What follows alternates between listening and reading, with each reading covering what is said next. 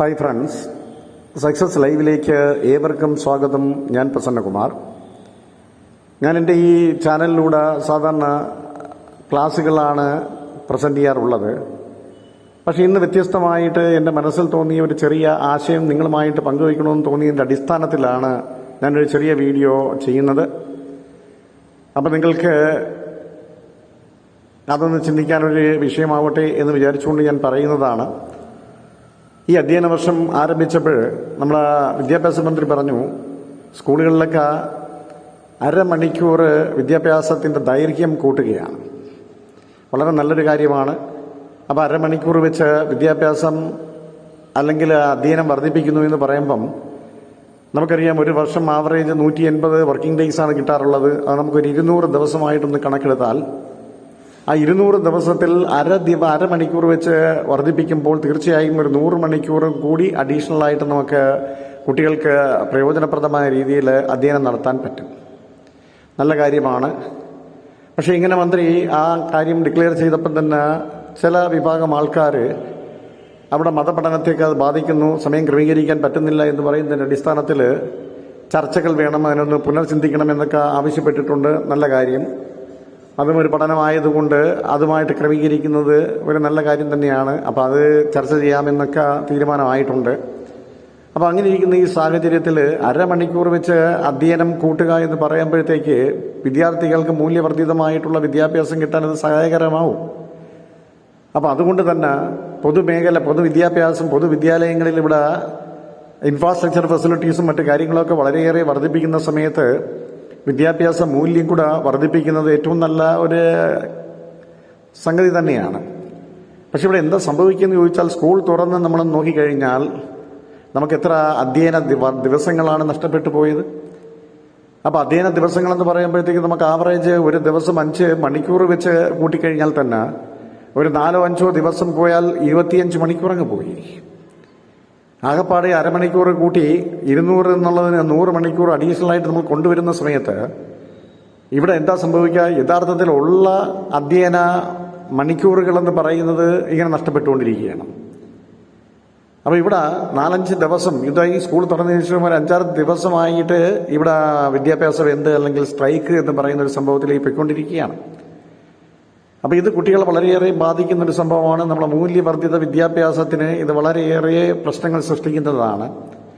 മാത്രമല്ല, സർക്കാർ വളരെയേറെ ഫണ്ടുകൾ ഉപയോഗിച്ചുകൊണ്ട് ഇൻഫ്രാസ്ട്രക്ചർ ഫെസിലിറ്റീസ് എല്ലാം ഡെവലപ്പ് ചെയ്ത്, മാത്രമല്ല കുട്ടികൾക്ക് നല്ല ഉച്ചഭക്ഷണം കൊടുത്ത് നല്ല രീതിയിൽ കാര്യങ്ങൾ കൊണ്ടുപോകുന്ന ഈ സാഹചര്യത്തിൽ എങ്ങനെ നമ്മുടെ വിദ്യാഭ്യാസത്തിൻ്റെ മൂല്യച്യുതിയെ നയിക്കുന്ന രീതിയിലുള്ള വിദ്യാഭ്യാസ ബന്ധം സമരങ്ങളും ഒക്കെ ഒന്ന് കുറയ്ക്കേണ്ടത് അത്യാവശ്യമാണെന്ന് നമുക്ക് ചിന്തിക്കേണ്ടിയിരിക്കുന്നു.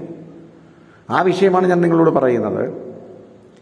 അപ്പോൾ അതിൻ്റെ ഒരു അടിസ്ഥാനം എന്താണെന്ന് ചോദിച്ചു കഴിഞ്ഞാൽ, ഞാനൊരു അധ്യാപകനായിരുന്നു. അപ്പം ഞാൻ പാലക്കാട് ഒരു ഗ്രാമത്തിൽ, അതായത് തമിഴ്നാടുമായിട്ട് അതിർത്തി പങ്കിടുന്ന ഒരു ഗ്രാമത്തിൽ ഞാൻ ഒരു സ്കൂളിൽ വർക്ക് ചെയ്തിട്ടുണ്ടായിരുന്നു. അവിടെ ഞാൻ 4-5 വർഷം വർക്ക് ചെയ്തിരുന്നു.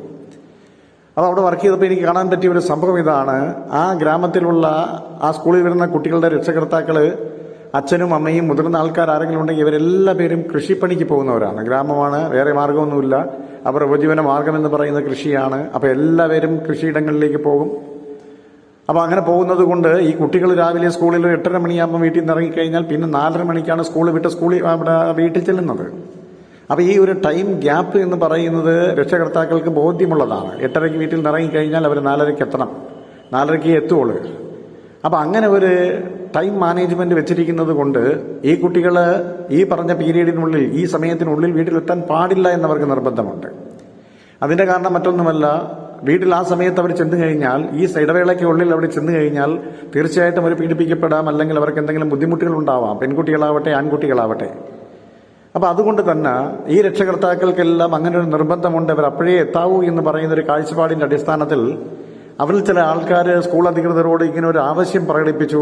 ഞങ്ങളുടെ കുട്ടികൾ സ്കൂളിൽ വന്നു കഴിഞ്ഞാൽ ഞങ്ങൾക്ക് 4:30 വിടാവൂ എന്ന് പറയുന്ന ഒരു റിക്വസ്റ്റ് സ്കൂൾ അതോറിറ്റിയോട് വയ്ക്കുകയുണ്ടായി അവർ. അപ്പം അതിൻ്റെ അടിസ്ഥാനത്തിൽ അവിടെയുള്ള സ്കൂളിലുള്ള അധികാരികൾ അതിന് ബന്ധപ്പെട്ട എല്ലാ ആൾക്കാരെയും വിളിക്കുകയും അതോടൊപ്പം തന്നെ സർവകക്ഷി യോഗം, എല്ലാ രാഷ്ട്രീയക്കാരെയും മുതിർന്ന നേതാക്കളെയൊക്കെ രാഷ്ട്രീയക്കാരെയൊക്കെ വിളിച്ചു, വിദ്യാഭ്യാസ മേഖലയിലുള്ള ഉന്നത ഉദ്യോഗസ്ഥരെയൊക്കെ വിളിച്ച് എല്ലാവരെയും കൂടി ചേർത്തൊരു സംയുക്ത യോഗം വിളിച്ചു കൂട്ടുകയുണ്ടായി.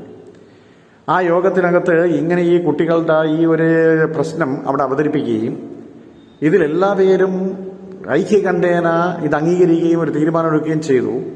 സർക്കാരിന്റെ പൊതു അവധി ദിവസങ്ങളല്ലാതെ മറ്റ് അനാവശ്യ സമരങ്ങളോ ഹർത്താലോ ഒക്കെ വന്നു കഴിഞ്ഞാൽ ഈ സ്കൂളിന്റെ അധ്യയനത്തെ അത് ബാധിക്കുന്നതല്ല, ഈ കുട്ടികൾക്ക് തീർച്ചയായും അവിടെ അധ്യയനം ഉണ്ടായിരിക്കും എന്ന് പറയുന്ന ഒരു തീരുമാനം ഐക്യകണ്ഠേന അവിടെ എടുക്കുകയുണ്ടായി.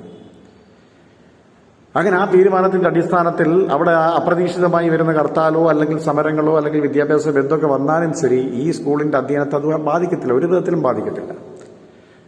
മാത്രമല്ല 90% കുട്ടികളും ആ ഗ്രാമത്തിലുള്ള കുട്ടികൾ ഉച്ചഭക്ഷണത്തെ കൂടുതൽ ബേസ് ചെയ്ത് വരുന്ന കുട്ടികളാണ്. അപ്പൊ അവർക്ക് സ്കൂളുണ്ട് എങ്കിൽ ഉച്ചഭക്ഷണം കിട്ടുന്ന ഒരു ഉറപ്പും കൂടെ അവിടെ ആയി. അതുകൊണ്ട് തന്നെ അവിടെ കഞ്ഞിവയ്ക്കുന്ന ചേച്ചി സ്കൂളുള്ള ദിവസങ്ങളിലെല്ലാം രാവിലെ തന്നെ വന്ന് വേറൊന്നും നോക്കാതെ തന്നെ അവർ ഉച്ചഭക്ഷണം തയ്യാറാക്കുന്ന ഒരു സംവിധാനത്തിലേക്ക് ചെല്ലും. ഒരു കൂട്ടം നല്ല അധ്യാപകർ അതിന് മേൽനോട്ടം വഹിക്കുകയും എല്ലാവരും കൂടെ ചേർന്ന് അത് ഭംഗിയായിട്ട് കൈകാര്യം ചെയ്യുകയും ചെയ്യും. അപ്പൊ കുട്ടികൾക്ക് സ്കൂളുണ്ടെങ്കിൽ തീർച്ചയായിട്ടും ഉച്ചഭക്ഷണം കിട്ടുമെന്ന് ഉറപ്പാവുകയും ചെയ്യുന്നു. അവർ വളരെ പ്രാധാന്യമായിട്ട് കാണുന്നതാണ് ഈ ആഹാരം. കാരണം എന്ന് പറഞ്ഞാൽ നമ്മൾ ആഹാരം വിളമ്പുന്ന സമയത്ത് ഞാനൊക്കെ അവിടെ പോയി നിന്നിട്ടുണ്ട്. അപ്പോൾ കുട്ടികൾ ആവേശമായിട്ടാണ് ഇതൊന്ന് കഴിക്കുന്നത്. അപ്പോൾ സർക്കാരിന്റെ ഇതുപോലുള്ള വലിയ വലിയ സംരംഭങ്ങളാണ് ഇതെന്ന് പറയുന്നത്. അപ്പോൾ ഇങ്ങനെ ചെയ്തിരിക്കുന്ന ആ സ്കൂളിനെ സംബന്ധിച്ചിടത്തോളം അവിടെ ഈ സമരങ്ങളോ അങ്ങനെ പ്രശ്നങ്ങളോ ഒന്നും ഇല്ലാത്തത് കൊണ്ട് അവിടെ കൃത്യമായിട്ട് നടന്നു പോകുന്നു. മാത്രവുമല്ല അവിടെ ഈ ലോറിയും മറ്റു കാര്യങ്ങളൊക്കെ തമ്പടിക്കുന്ന ഒരു സ്ഥലമായതുകൊണ്ട് കുട്ടികളുടെ സേഫ്റ്റിക്ക് അല്പം ബുദ്ധിമുട്ടുള്ളത് കൊണ്ട് ഈ ഒരു തീരുമാനം രക്ഷകർത്താക്കളിൽ വലിയൊരു ആശ്വാസമാണ് ഉണ്ടാക്കിയിരിക്കുന്നത്. അതുകൊണ്ട് അങ്ങനെ കുറെ കാലം അത് നടന്നുപോയി. ആ പ്രശ്നങ്ങളൊന്നും അവിടെ വലുതായിട്ട് ഉണ്ടായില്ല. അതൊരു നല്ല തീരുമാനമായിട്ടാണ് എനിക്ക് തോന്നിയത്. എനിക്കത് വളരെ അത്ഭുതം തോന്നിയൊരു സംഭവമാണ്. അതുകൊണ്ട് തന്നെ സ്കൂളിൽ നമുക്ക് ഇന്ന് സ്കൂളിൽ ഇല്ല അല്ലെങ്കിൽ സമരമാവും എന്നൊരു പ്രതീക്ഷയില്ല. തീർച്ചയായും ക്ലാസ്സിൽ പോയേ പറ്റൂ, തീർച്ചയായും ക്ലാസ്സിൽ പഠിപ്പിച്ചേ പറ്റുള്ളൂ. അപ്പം അങ്ങനെ ഒരു സാഹചര്യം അവിടെ നിലനിൽക്കുന്നത് കൊണ്ട് അവിടുത്തെ അധ്യയനത്തിന് വളരെ മോശമല്ലാത്ത രീതിയിൽ അതിൻ്റെ കാര്യങ്ങൾ നടന്നു പോകുന്ന ഒരു സ്കൂളായി അതിനെ പരിഗണിക്കേണ്ടി വന്നു. അപ്പോൾ തീർച്ചയായും നമുക്ക് കേരളത്തിൽ ഇങ്ങനെയും നടക്കുമെന്ന് ഞാൻ നിങ്ങളോട് എൻ്റെ ഒരു അനുഭവം പങ്കിട്ടതാണ്. തീർച്ചയായിട്ടും അങ്ങനെയും നടക്കും. ഇവിടെ നമ്മൾ സമരത്തിന് ചെല്ലുന്ന സമയത്ത് ചിലപ്പോൾ ലേറ്റായിട്ടായിരിക്കും സമരം ഡിക്ലെയർ ചെയ്യുന്ന അല്ലെങ്കിൽ അവിടെ ചെല്ലുന്നത്. അപ്പോഴത്തേക്ക് സ്കൂളിൽ കഞ്ഞി വയ്ക്കേണ്ടവർ അതിന് അരി അടുപ്പത്തിടുകയോ അല്ലെങ്കിൽ അതിനുള്ള തയ്യാറെടുപ്പുകൾ നടത്തും. ആ സമയത്ത് ഇന്നിവിടെ ക്ലാസ് ഇല്ല, അത് ചെയ്യാൻ പാടില്ല എന്ന് പറയുമ്പോഴത്തേക്ക് സ്വാഭാവികമായിട്ടത് വലിയ ദോഷം ചെയ്യും. കാരണം അതിന്റെ പകുതി കാര്യങ്ങൾ ചെയ്തു കഴിഞ്ഞപ്പോഴാണ് ഇങ്ങനെ സമരമാണെന്ന് പറഞ്ഞുകൊണ്ട് അവിടെ ചെന്ന് ഇങ്ങനെ പ്രശ്നം ഉണ്ടാക്കുകയും അന്വേഷിക്കുന്ന ചേച്ചിയെ അല്ലെങ്കിൽ കയ്യേറ്റം ചെയ്യുകയൊക്കെ ചെയ്യുമ്പോഴത്തേക്കും സ്വാഭാവികമായിട്ടും എന്താ സംഭവിക്കുക? അത് നേരത്തെ അവർക്കൊരു ഐഡിയ ഇല്ലാതെ വന്നതുകൊണ്ടല്ലേ ഇങ്ങനെ സംഭവിക്കുന്നത്. അപ്പൊ അതുകൊണ്ടാണ് അവർ വീണ്ടും എന്ത് ചെയ്യുന്നത്, എനിക്കിത് ചെയ്തേ പറ്റുള്ളൂ നിർബന്ധം പിടിക്കുന്നതിന്റെ കാര്യം അതാണ്. അപ്പൊ അതുകൊണ്ട് തീർച്ചയായും കേരളത്തിലെ പൊതുവിദ്യാലയങ്ങളിൽ കുട്ടികൾ കുറഞ്ഞു പോകുന്നു എന്ന് നമ്മൾ വെറുതെ വിലപിച്ചിട്ട് കാര്യമില്ല. പൊതുവിദ്യാലയങ്ങൾ ശക്തിപ്പെടേണ്ടത് നമ്മളെ ഈ രാജ്യത്തിന്റെ നമ്മുടെ ഈ സംസ്ഥാനത്തിന്റെയൊക്കെ വളരെ അത്യാവശ്യമായ ഒരു ഘടകമാണ്. എല്ലാവർക്കും അങ്ങനെ ഈ വിദ്യാഭ്യാസ മേഖലയിൽ പോയി പഠിക്കാനൊന്നും പറ്റത്തില്ല. പാവപ്പെട്ട കുട്ടികൾ ഒരുപാടുണ്ട്. അപ്പൊ അവരെല്ലാം പൊതുവിദ്യാലയങ്ങളെയാണ് ആശ്രയിക്കുന്നത്. അപ്പൊ അതുകൊണ്ട് തന്നെ പൊതുവിദ്യാലയങ്ങളിൽ ഇപ്പം അതിന്റെ ഇൻഫ്രാസ്ട്രക്ചർ ഫെസിലിറ്റീസ് ഒക്കെ വളരെയേറെ വർദ്ധിപ്പിച്ചു. അത് കൂടാതെ തന്നെ അതിന്റെ വിദ്യാഭ്യാസത്തിൽ മൂല്യവർദ്ധിതമായിട്ടുള്ള വിദ്യാഭ്യാസം കൂടെ ആനുപാതികമായി നമുക്ക് കൊടുക്കാൻ കഴിഞ്ഞാൽ പൊതുവിദ്യാലയം വളരെയേറെ മെച്ചപ്പെടുമെന്നുള്ള യാതൊരു സംശയമില്ല എന്നാണ്. അതുകൊണ്ട് തീർച്ചയായിട്ടും നമ്മൾ എന്താ ചെയ്യേണ്ടതെന്ന് ചോദിച്ചു കഴിഞ്ഞാൽ വിദ്യാഭ്യാസത്തിൽ അധ്യയന ദിവസങ്ങൾ നഷ്ടപ്പെടാതിരിക്കാൻ എല്ലാ പേരും ഒന്ന് കൂട്ടായിട്ട് ശ്രമിക്കുന്നത് നല്ലതാണ് എന്നൊരു ചെറിയ ഐഡിയ എൻ്റെ മനസ്സിൽ തോന്നിയപ്പം ആ ആശയം നിങ്ങളുമായിട്ടൊന്ന് പങ്കിടണമെന്ന് തോന്നിയിട്ടാണ് ഞാനിങ്ങനെ ഈ വീഡിയോയിലൂടെ ഞാനിത് പ്രസന്റ് ചെയ്തത്. ഇത് ആരെയും വിഷമിപ്പിക്കാനോ അല്ലെങ്കിൽ ആരെയും ക്രിട്ടിസൈസ് ചെയ്യാനോ അല്ല. ഇത് നന്മയെ മാത്രം ഓർത്തുകൊണ്ട് എൻ്റെ കൊച്ചു മനസ്സിൽ തോന്നിയ ഒരു അഭിപ്രായം, ഞാൻ അധ്യാപകനായതുകൊണ്ടും എനിക്കങ്ങനെ തോന്നിയത് കൊണ്ടാണ് ഞാനിങ്ങനെ നിങ്ങളുടെ മുന്നിലേക്ക് ഇത് പ്രസന്റ് ചെയ്തത്. മാത്രവുമല്ല, നമ്മൾ മനസ്സിലാക്കേണ്ട മറ്റൊരു കാര്യം, ഇങ്ങനെ സമരം നടക്കുന്ന ദിവസങ്ങളിൽ കുട്ടികൾ സ്കൂളിലേക്ക് വരികയും ആ സ്കൂളിൽ നിന്ന് അവർ തിരിച്ച് വീട്ടിലെത്തുന്നത് വളരെ വൈകിയാണ്. അപ്പം അങ്ങനെ വരുന്ന സാഹചര്യത്തിൽ ഇവർക്ക് വഴിതെറ്റിപ്പോകാനുള്ള സാധ്യത വളരെ കൂടുതലാണ്. ഇവരെ മറ്റുള്ളവരെ സ്വാധീനിക്കാനും അതുപോലെ തന്നെ ലഹരി പോലുള്ള പദാർത്ഥങ്ങൾ ഉപയോഗിക്കാൻ അവരെ പ്രേരിപ്പിക്കാനും ഒക്കെ ഉള്ള സാഹചര്യങ്ങൾ വളരെ കൂടുതലാണ്. കാരണം അപ്പോഴും ഡിസിപ്ലിൻ ഇല്ല, അവരെ നോക്കാൻ വേറൊരാളില്ല. അപ്പം അങ്ങനെ ഒരു സാഹചര്യം കൂടെ ഉടലെടുക്കാനുണ്ടായ സാഹചര്യമുണ്ട്. അതെനിക്ക് നേരിട്ടറിയാവുന്നതാണ്. കാരണം ഞാൻ സ്കൂളിലുള്ളപ്പം ഞാൻ ഡിസിപ്ലിനൊക്കെ ചുമതല നോക്കിയ ആളായതുകൊണ്ട് എനിക്കത് അറിയാവുന്ന സംഭവമാണ്. അങ്ങനെ സമരം വരുന്ന ദിവസം ഈ കുട്ടികളെല്ലാം ഇങ്ങനെ അവിടെ ഇവിടെയും തമ്പടിച്ച് നിന്നിട്ട് വീട്ടിൽ പോകാൻ കുറേ സമയമെടുക്കും. കാരണം അവര് പിന്നെ ഒന്നും ചോദിക്കാൻ പറ്റത്തില്ലല്ലോ, സമരമല്ലേ.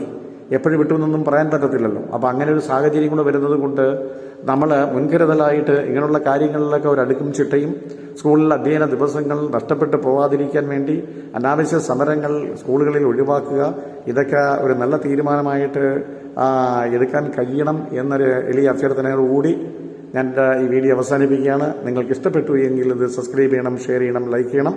നമുക്ക് വീണ്ടും കാണാം. താങ്ക്സ്.